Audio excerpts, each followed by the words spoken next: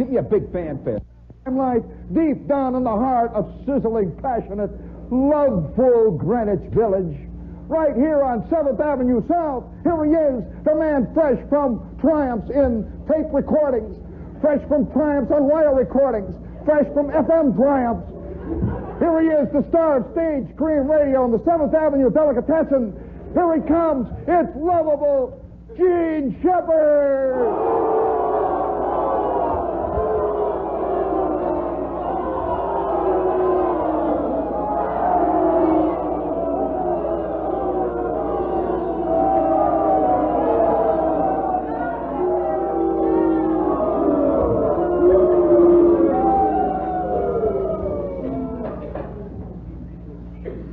Thank you.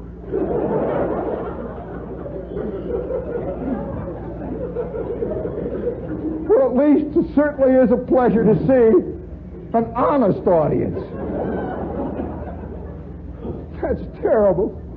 Ladies and gentlemen out there in the great unseen radio audience, I can only apologize for the unseemly behavior of these klotzes who somehow got into our little tiny group.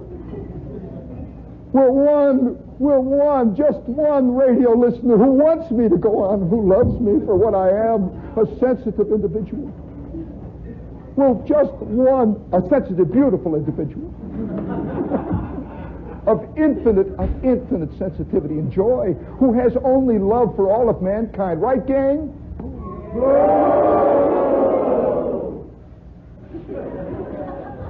Now, are you booing mankind or love? Which is it? Or is it me you're booing?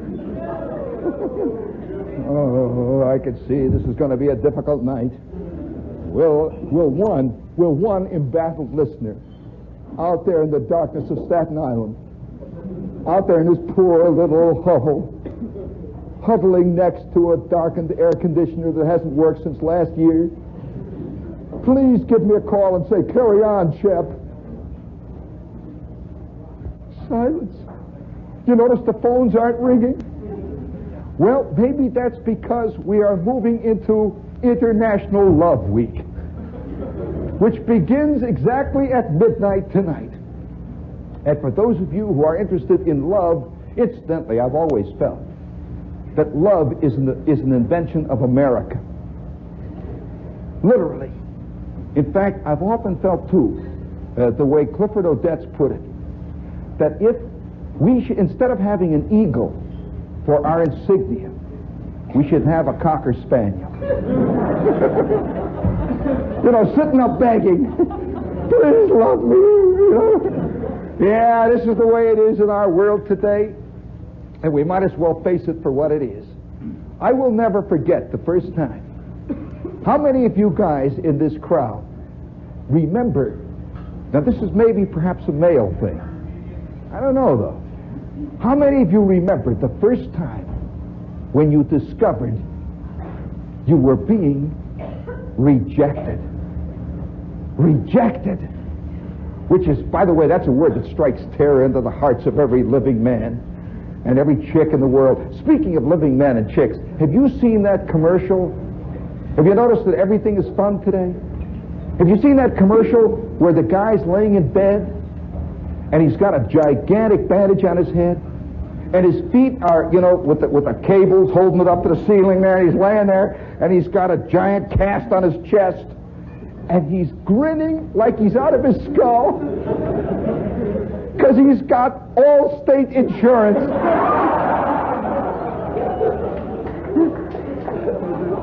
Did you see that one? And his friends say, "You know, Charlie looks very cheerful," and you hear the laugh come on. Then there's, of course, there's all kinds of fun commercials. You've seen the fun Alka-Seltzer commercial.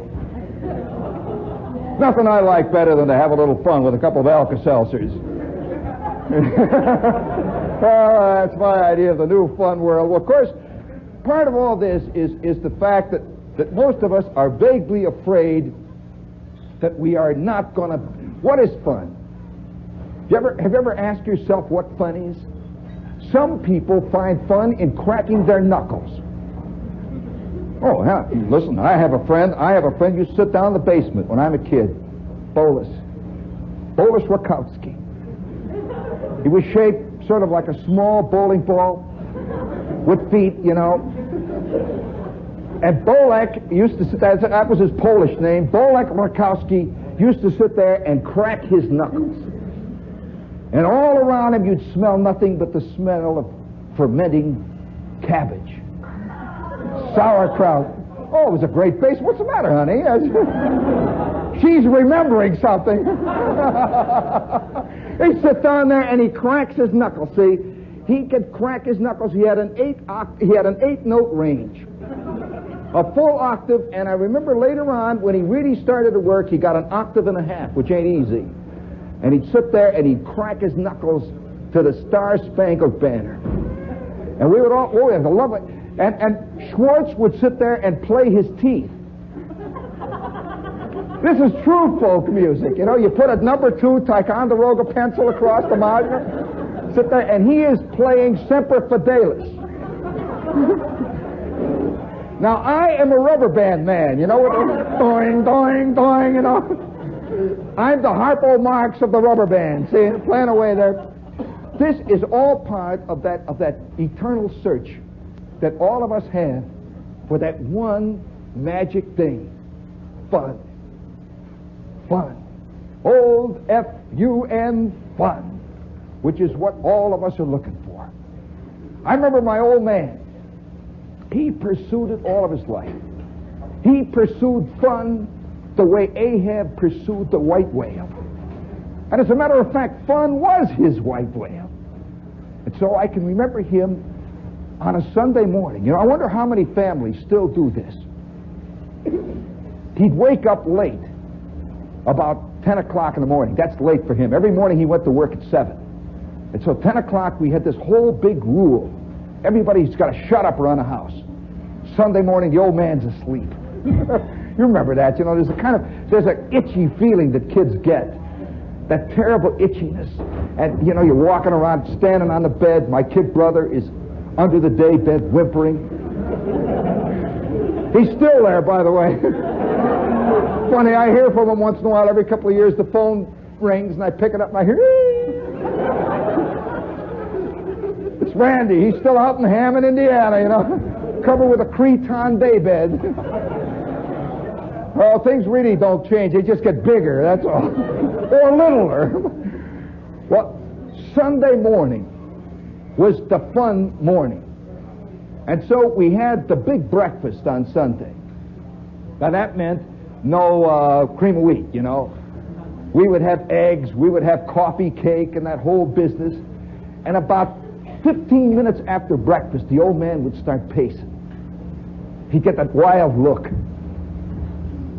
Let's do something. And of course I'd get that sick feeling. I could feel, here we go, we're going to visit Aunt Glen again. Aunt Glen was a kind of aunt that, I'll tell you the kind of aunt she was. She bought incense burners from Woolworth. You ever seen those incense burners that look like little golden Buddhas, you know? And you put this little thing in there, it looks like a little pill, and you light it, and it smells up the whole house. And she had these little Chinese things that hung from the ceiling, little strips of glass, you know. She was that kind of aunt. She was a doily aunt. And whenever the old man got the itch on a Sunday morning, he says, let's do something. Let's do something. He'd walk back and forth, let's do something. Come on, get dressed, kids. Oh, that sick feeling, I'm trapped. And out in the darkness, I could hear Bruner, Schwartz, and Flick. They're playing ball. We are preparing to visit Aunt Glen. Well, why did we visit Aunt Glen? I'm going to tell you why we visited Aunt Glen. Uncle Tom, who was her husband, was my bootlegger uncle. He was totally the opposite of what Aunt Glen should have had as a husband, you know. And he has got his basement full of all kinds of stuff, none of which any of us could see. By the way, did you hear that sad news note on the air today? You know, have you ever had the vague feeling that hardly any of us matched the men of yesteryear? You know, you see Gary Cooper in an old movie, and You know, it's that high noon syndrome. And you hear the time ticking off. Tick, tick, tick. And that big train is arriving. And getting off that train are three hardened killers. Slob, clag, and guts. Big black hats. And they step off and you can see them six shooters banging up against their hips. And there's only one man that stands between this poor little simple western town and total disaster. Old Lank. Gary. He's come riding down out of that far horizon a lone figure, with the wind blowing and howling across the street of that simple western town. The school marm is hiding in the church, and that big old clock in the steeple says 2 minutes to noon. Old Gary walks out and he knows what he's got to do. And damn it, he's going to do it. $7,500 a week. And he's got the fastest draw on the metro lot. And he walks out, you know, that loose hip walk. Stands there for a moment, rocks in the wind. And all of us sit out there in the darkness and sing, "Great Scott." And we vaguely picture ourselves. When you're watching Gary Cooper or some John Wayne type, do you identify with him? Or do you identify with the little huddled band of cowards that are hiding there in the church? Is that who you identify with? I'm afraid that's the truth. Well, there was a news note that came on the air today that was a great story of the decline and fall of the West. A man was arrested in Miami today. His name, Al Capone Jr. And what was he arrested for? Stealing 2 bottles of aspirin and a transistor radio battery. Al Capone Jr. His old man stole the entire city of Chicago. Can you imagine Al Capone Jr. where, you know, he's in the clink now, and down in the depths of hell in the bowels down there, where the devil and all of his assistants are working him over, this huddled figure, this little jot of the mafia looks up and he says, "What was that?" "He stole what?" He says, 2 bottles of aspirin, Al. 2 bottles of aspirin. He goes back to shoveling. And he knows that Western civilization is doomed.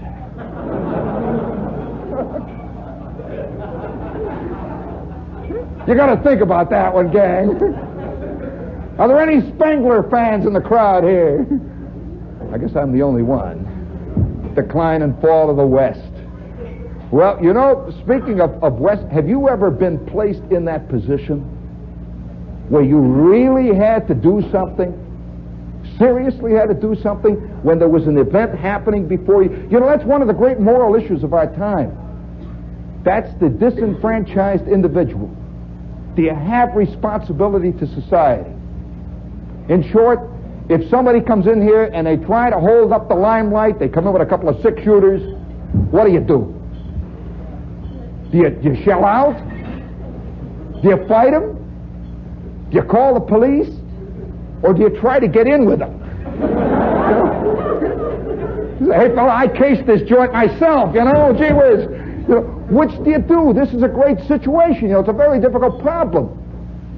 Well, each one of us in our lives has faced that kind of situation where you have to make a decision, a real decision.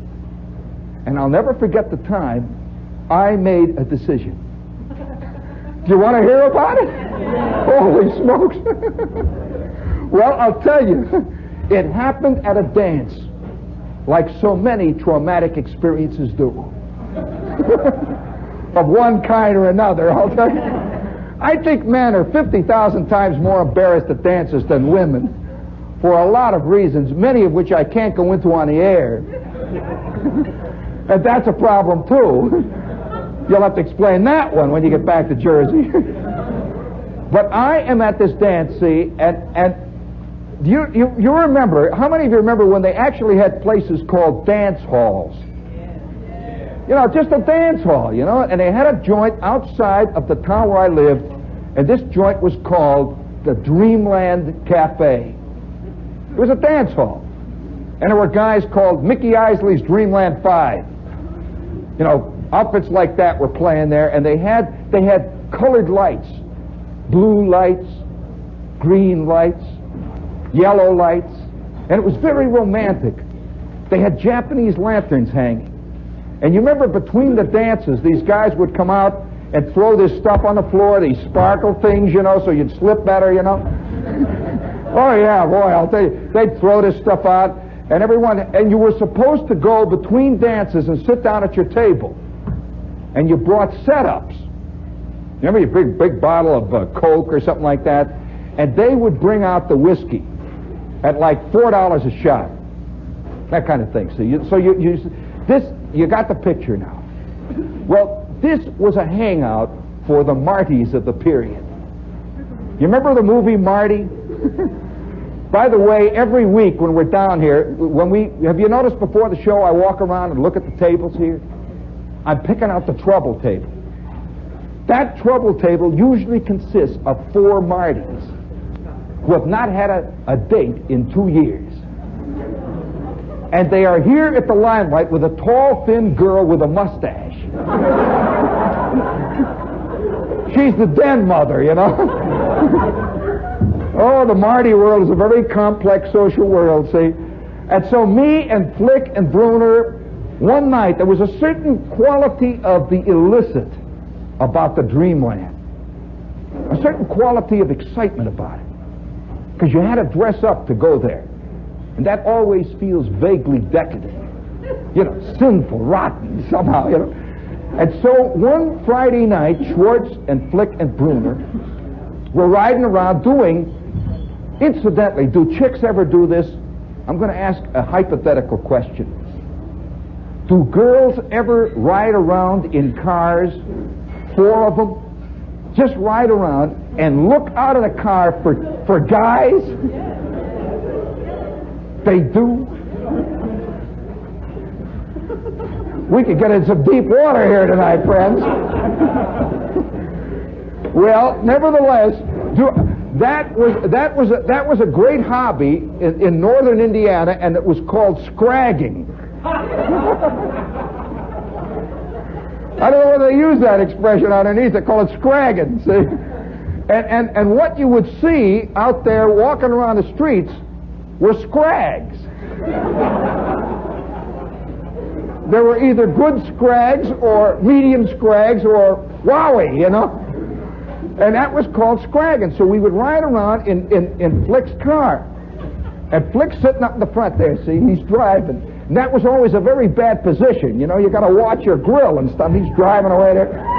And Schwartz is off to his right. He was always riding shotgun. See?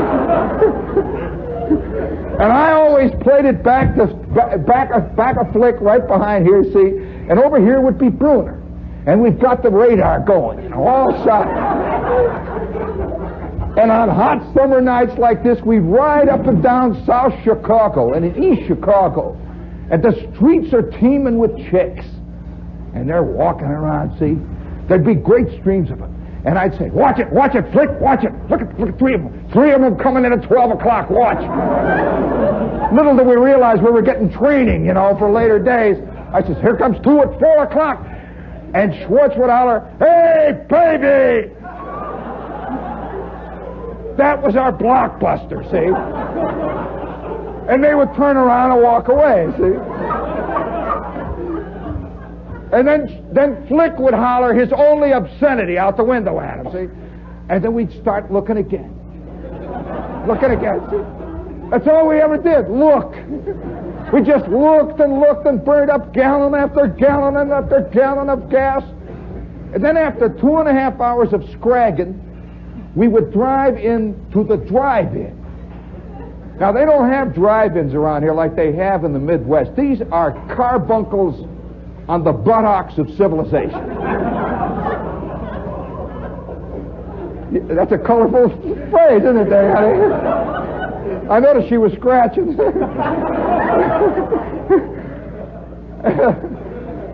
So here was the drive-in technique, see? The drive-in is laid right in the middle of an ex-cornfield. And they have paved it over with asphalt. All over, you see. They put up a gigantic neon sign that stuck maybe 700 feet in the air. And they had a big arrow. And the arrow just said, eat! Eat! You know, these guys out here in the East talk about Jewish mothers saying eat. Listen, we had neon signs that eat, eat, eat, eat.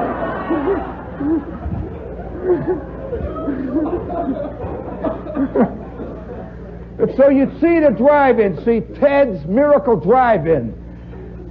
Root beer, our specialty, 2-foot hot dogs.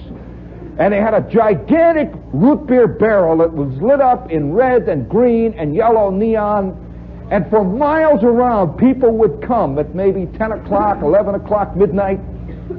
How do you like the idea of a civilization where the only exciting thing to do is to fill your gut, is to eat? And so after you've done some scragging, this is why I'm telling the story, because right now there's about 25,000 guys listening to this who are out there scragging. Good luck, guys.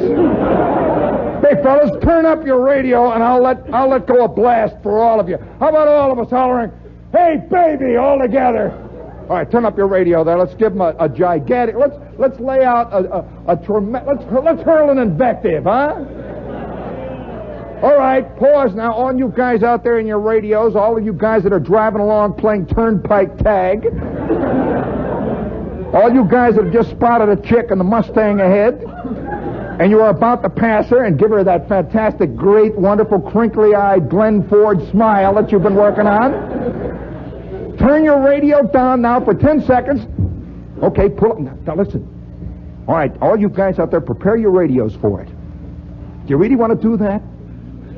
All you guys that are laying out there at Jones Beach, pretending you're looking at the stars, you know, you're seafood fans, you're looking at the ocean and all that stuff.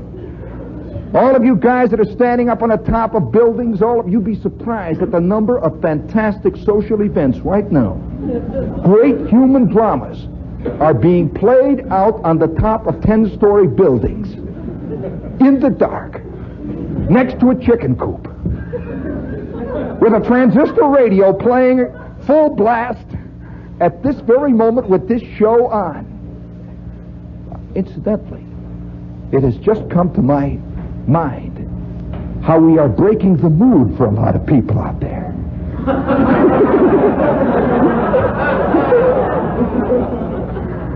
You know, the mood is very important when you're about to consummate this fantastic, tremendous Fordham Road romance. You know, the magnetic eyes that meet over that hot dog at Rikers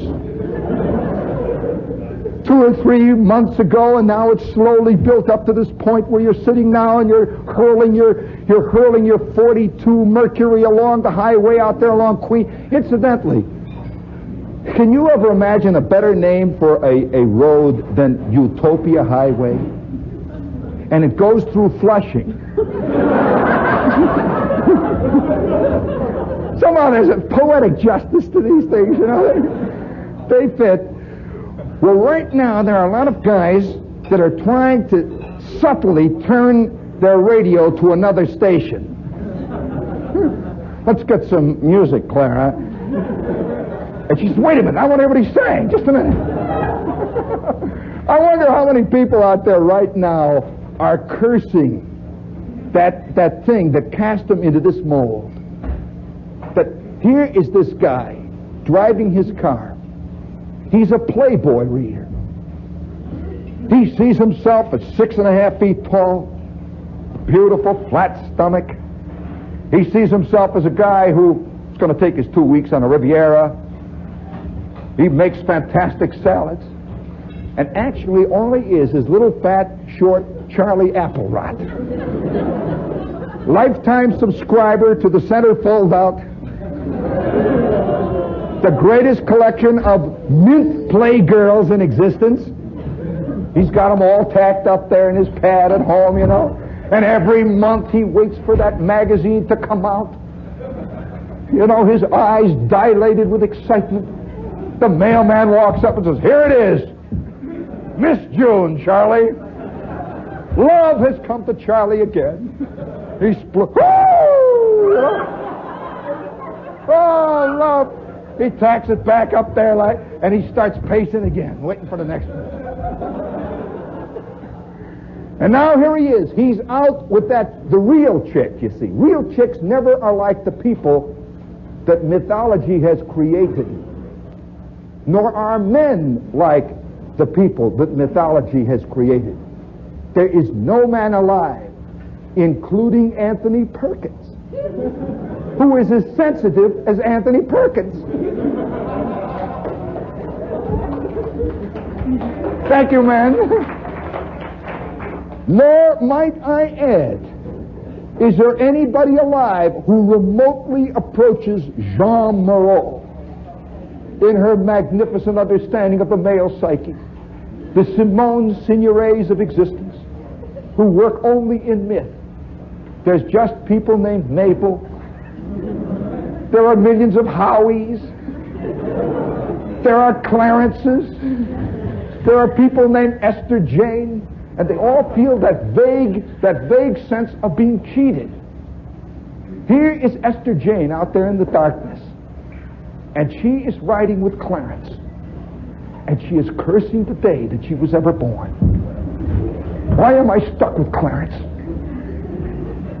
All those beautiful chicks in Vogue magazine, they spend all of their time with magnificent people like Andy Warhol. Great thinkers like Tom Wolfe and all that. And here I am stuck with this klutz. And they're driving through the darkness on his leopard skin upholstery that he got at great cost from Montgomery Ward. Took him 2 Saturdays to get it to fit. And he's got the decals on the side of his 53 Mercury, you know, with the tigers and the lions leaping, you know. He's whistling along through the darkness, and inside of him he says, "Oh, gee, this little pimply slob."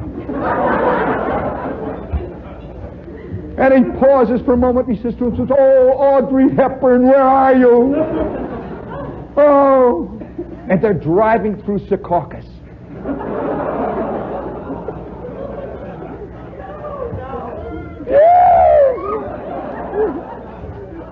She's heading back there. Her glasses are still clouded from the air of the Garden State. And they're heading out, and where are they going? They're going to the drive-in. They're going to the drive-in movie. They have this big screen, see? And on the screen, there is a 700-foot Audrey Hepburn. And she is approaching a 290-foot Cary Grant. And all around them in stereophonic sound, Dmitri Tiomkin has created love music that can be heard all the way down to Hunterdon and County. And bum, bum, bum, bum, bum. Tiomkin is very, very influenced by Tchaikovsky. I hope you know that. Bum, bum, bum. And Carrie is approaching her like this, you know, and it's beautiful. And the music rises, and it's in Technicolor, and his suit never catches him in the collar, you know. You notice that? Everything fits magnificently, and she approaches him, and she's beautiful, and her eyes are sparkling, and her eyes then close. Bum, bum, bum, bum. And there's Clarence sitting there watching. And there's Esther Jane sitting there watching. And all I can smell are the Chinese egg rolls. And the pizza pies, you know, that are being sold back there, and the kids are running up and down, and dogs are stopping by the rear wheel, you know. And after all, they're only 8 minutes by air from Secaucus. There's other problems. And a vague rain is starting to drift down over their windshield, you know, and the dust and the crud. is floating down, and Cary Grant is approaching her like this. Bum, bum, bum, bum. And right on their dashboard are two plastic saints, blessing them, looking down. And by the way, one plastic Casey Stengel. Because, you know, this is living pop art, friends. And so Clarence sits there, and inside of his gut is this little feeling. Oh, why am I cast in this mold? Why didn't I, at the age of 6 months, decide to be an actor? I could have been Cary Grant, and I wouldn't have to work in the Costa County department of that rotten, crummy joint where I work. I wouldn't be stuck with this chick who was born wearing a girdle made out of stainless steel.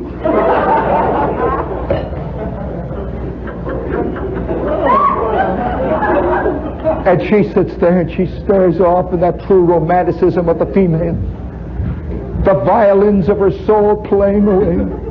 And she says, oh, if I didn't have such a rotten mother, if I didn't have such a klutzy father, if I didn't grow up in a house where my old man wore long john underwear all of his life, I could live a beautiful life, and I could have been skinny and fantastic like Audrey Hepburn, and I could have made the scene with Cary Grant. And all the while, that great drama of the myth is playing itself out. And the rain is coming down. And then suddenly, you know that terrible feeling, we've all known it. When the movie stops, the screen lights up, and there's only maybe 36 of you sitting in that movie house. And you get up and you sort of walk out real funny. And you back out and there's the street. The sun is shining. You know that terrible, sneaky, rotten feeling of going to the show in the middle of the afternoon on a weekday? Yeah, and you get out there and the sun is still shining and everybody's working. Walking around, and somehow you feel like you've been cut off from that dream world, that world of beauty. Speaking of dream worlds, friends, what radio station is this? Come on, tell it out. And where are we, crowd? Oh, the Big Apple. We're here where it's all happening, right, gang? This is New York. You poor klutzes in Ohio. Let me tell you, this is a rotten place to visit, but a fantastic place to live in, right?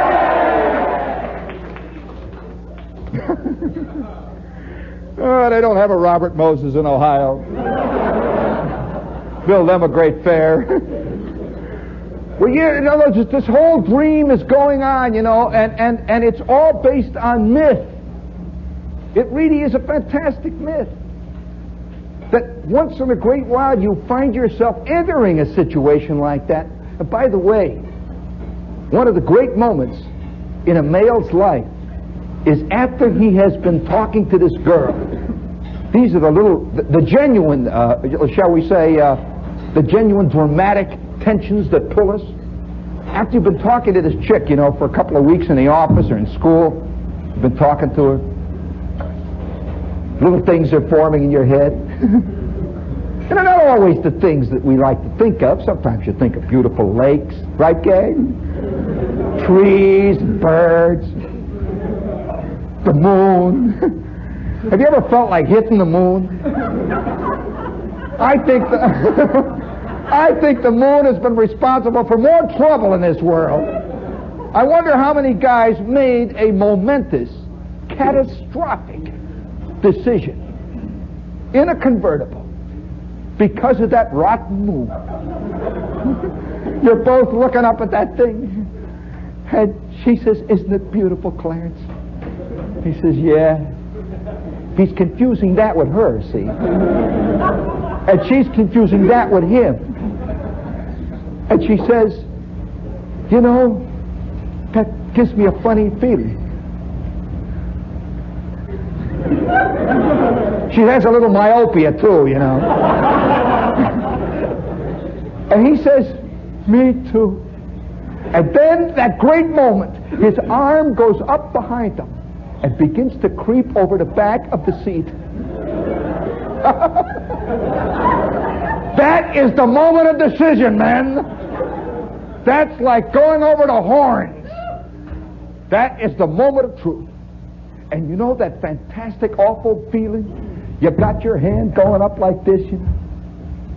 And all of a sudden she goes, whoop. You pull it down. You turn on the key. You say, well, I got to get home. I got bowling tomorrow, you know. But, yeah, that's. I wonder how. On the other hand, I've often wondered how women feel sitting in a car, and they feel this guy's arm going back over the seat, and he's trying to pretend he's just being casual, you know. That's the way he always drives, like that. You know, with that cramp, you know, it's gonna. You know, I wonder how many guys' pitching arms have been ruined forever by that, you know. Well, I've often wondered, you know, what about chicks, how they feel, feeling this arm going over their shoulder. Is there a decision that says, or is there another voice that says, he's nibbling. Play your cards right. And like a smallmouth bass, he's going to hit that bassarino, and next thing you know, I'll be reeling him in, you know. I wonder whether or not women have a sense of sporting. Are men like game fish? And is there what they... Yeah. Look carefully over in the darkness. You'll see a guy sitting there with a big spoon sticking out of his mouth. Treble hooks, you know. Well, I want to point out to you, in case you're interested, girls, there are several types of fish, you know. There's the game fish, and there's then what they call the rough fish. Be careful. These are carp, bullheads, the Martys of the fish world. Believe me, the difference between a bullhead and a rainbow trout, there it goes. Fantastic. Let's give him a hand.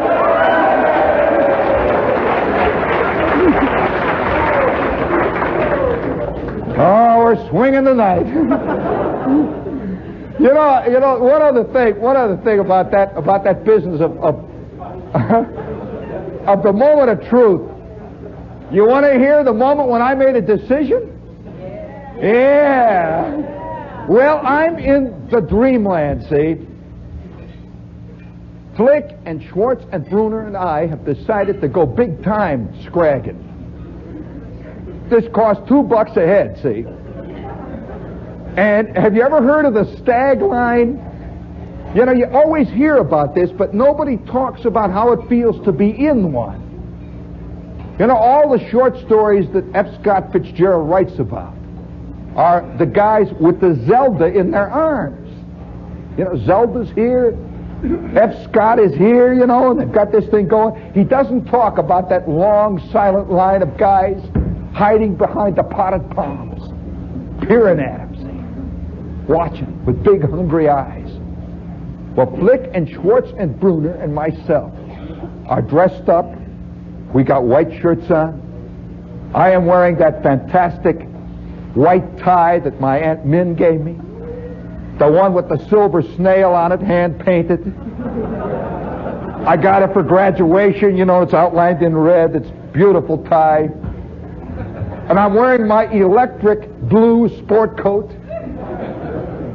You know, the one I saved up for months to buy for $18.75 at Bonds. I picked it off the gas pipe racks. You know, have you ever thought, wouldn't you like to see yourself, a picture of yourself, men, when you really thought you were sharp? What an embarrassing picture. It's a great, and this coat, by the way, had 6.5-foot shoulders. It had shoulders that went out way like this. I could reach out and touch them, you know, like this. I could turn all the way around in it, see? And it wouldn't move, the whole coat, you know. Turn around, get back in it, put my arms through it like that, and hang. And it was made out of some kind of horse blanket material that he said was Irish Shetland worsted. Actually, it was used Brillo. You know, all itchy all over, you know, they had little things hanging down there. And I had a pair of slacks, which were my special slacks, you know, when I'm going on a big time. They were cocoa colored. And they were so tight that when I stood there next to the potted palms, you could hear them thrumming. They just go, I'm standing there, and once in a while you'd hear something go ping. You know, I'm just standing. I couldn't move very good. I walked like this. I'd stand there, you know, and it gave you what they call a continental Italian flair. Incidentally, that's the way it's pronounced in Hammond, Indiana. Italian. So you'd stand like this, see, and I'm waiting there with my blue coat, my silver tie. Flick is next to me with his tartan plaid. Red-green with a tiny fleck of platinum running through it. See, a very tasteful thing. And all four, Schwartz had the first wash-and-wear suit in our neighborhood. And I'll tell you what happened after he washed it. It had a fascinating accordion pleat. He had horizontal pleats all the way down. Man, have you ever had the kind of... Women don't know these problems of men.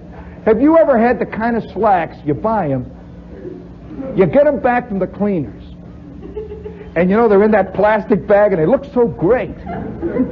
You can smell that touch of kerosene about them, you know.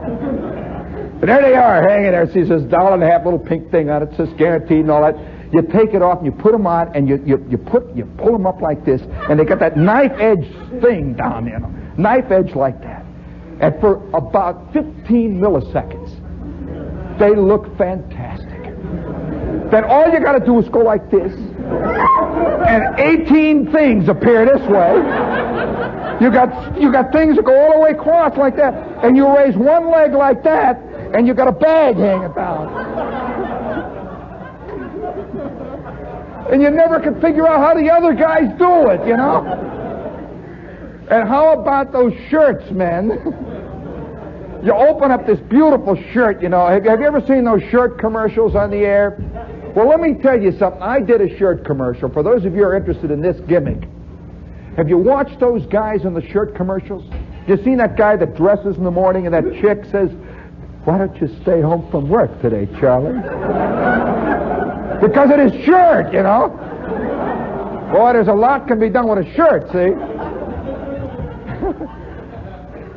And he's putting his shirt on, and have you noticed that shirt? That shirt, it's like it's been sprayed on. Phew, fantastic, and it fits. He puts the tie on, and he stands there, and it looks like he's been carved out of alabaster. Well, that's the truth. He has been. That shirt is sprayed on him, man. Well, let me tell you how they do that. For those of you that are interested, I did a shirt commercial nationwide on television. And it was on the Today Show. Oh, yeah, big time, baby. All those fantastic Alka-Seltzer commercials, that's real big television there, see. And I'm on this show, so they said, "Look, Shep, you're going to have to do this shirt commercial. So you got to get in early." Well, the doggone show rehearses at 4 a.m. They meant you get in at 3 o'clock, you know. That's early on that show. So 3 o'clock in the morning, I'm down there at Rockefeller Center, where the show comes out of the studio. And they are fitting me with this shirt. There are 36 guys working on it. Now, you know how they do this, men? They have a special shirt, see?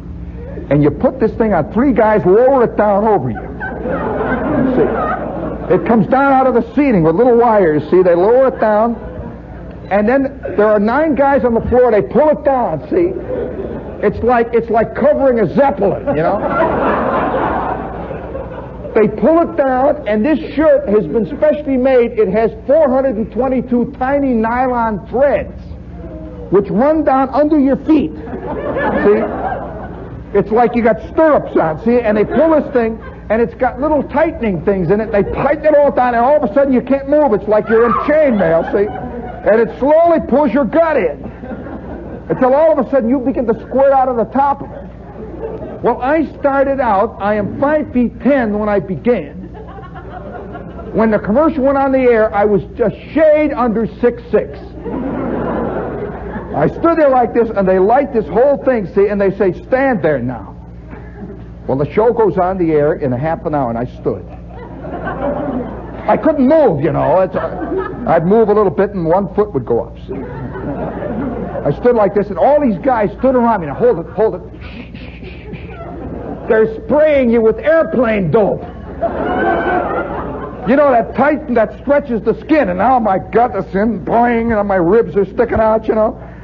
And they held that pose, and John Chancellor is waiting. He says, hold it, Shep, hold it. Hold it, Shep. Now, just a minute. We're going on here in a minute and a half. Hold it. And by now, my blood has stopped. It's completely stopped, and I can hear, you know, have you ever had the feeling when you can hear your pulse? Well, I can hear this go, gook, gook, gook, gook, gook, gook. It's swollen up, you know. I'm standing like this. And then he says, now, wait a minute. Now, this is the director. You would not believe there are at least 6 directors on a commercial like that. There is one director called the smile director. He handles only smiles. And he's a great expert on all types of smile. The seductive smile, the satisfied smile, the smile of the handsome man about to take over the agency smile. And that's the one we've been working on. See, all that. I've got this confident smile. I'm standing there like that. And then suddenly we hit the air. Chancellor says, good morning, it's time for today. He says, and before we do anything else, it's time now for a quick commercial. Boom, and they cut to me. Coast to coast. Coast to coast. My mother is in Hammond, Indiana watching. She can't believe it. All of a sudden, I'm Cary Grant. And she knows I'm not Cary Grant. I'm really just a fire plug with feet, you know. And I come out of the screen there, see, and the voice of the announcer, Hugh Downs, he says, yes, men, notice the magnificent fit of this beautiful new double-pointed arrow taper ruin hock agricola conch in spittle out. It has the special double jabots which pull in the back and up and down the side. You'll notice, men, that his smile of total confidence comes from the fact that his shirt really fits. He says, yes, pick it up at your favorite dealer now. And now back to John Chancellor. And they cut the Chancellor, and all of a sudden it all gives...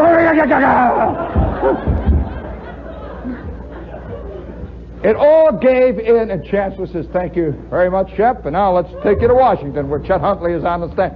These are the behind-the-scenes things which you never see. Well, that's all part of the fantasy world.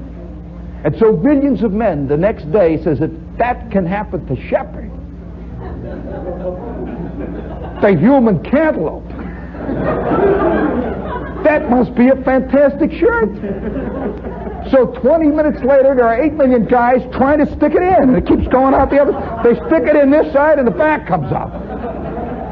This is a male problem. Have you ever gone through a really important moment, like with a chick or with a big client, and you get out of the office or you leave her house and you suddenly discover your shirt's been at half-mast all the time, hanging down to your knees behind?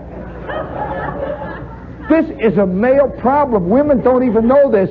And one of the great moments in a man's life is when he's standing there in his shirt and he's talking to this girl and he begins to feel it's getting soggy. The soggy shirt is a real problem. And he feels it crawling up. And as it crawls up, it kind of grabs you in funny, strange places. Right, men? And you stand like this, you sort of tuck like that. And as you tuck, it gets worse. And all of a sudden, you start getting fatter for some reason or other. These are all masculine problems. Well, one of the great male problems is that moment of truth that I was talking to you about. To fight or not to fight. Have you ever been with a chick when all of a sudden somebody comes up and says, "Come here, baby, what are you doing with this klutz?" What do you do? Well, you know what Robert Cummings would do. You know what guys like Tam Hunter would do. He'd say, "What'd you say?" Click. You know, there's that little click and the guy falls over backwards. Have you ever tried it? Listen to the nervous laughs in this crowd. Well, Flick and Schwartz and Bruner and I are all standing in a line back of the Potted Palms. And this couple comes dancing past. Now, this guy was an ordinary-looking guy. He's got this chick, and she is saying, "Let me go! Let me go! Stop it! Let me go!" And he says, "Come on, baby, what do you think I brought you here for?" She says, "Let me go! Let me go! Stop it!" And she looks right at me and says, "Help!" Now, what are you applauding here? The moment of truth or fear? She says, "Help! Help me!" And Schwartz says, "Help him. Go ahead. Go ahead, Shep. She's talking to you."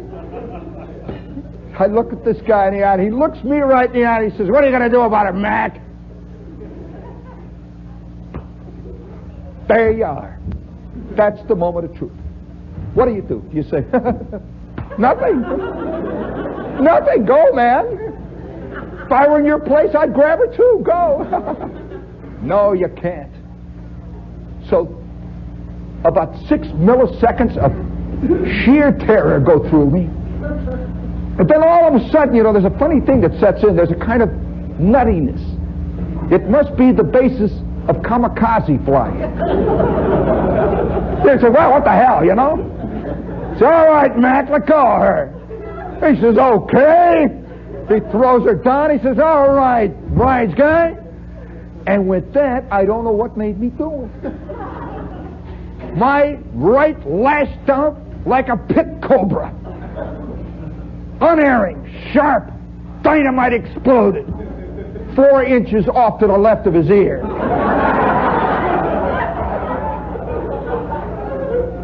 He fainted neatly, and the next thing I know, I'm in the back seat of Flick's Pontiac. Teeth are coming out of my ear. You don't know that the thing goes all the way through. They come out here, you know. And I'm laying in the back seat, seeing it's all over. I says, "What happened, Schwartz, Flick, Bruno, what happened?" And they're driving through the night. And all I can hear is Flick hollering, "Hey, baby!" And Schwartz says, "Hey, there's another one over there." And I'm laying there. It was then that I realized that the difference between fantasy and reality is like 10 million miles.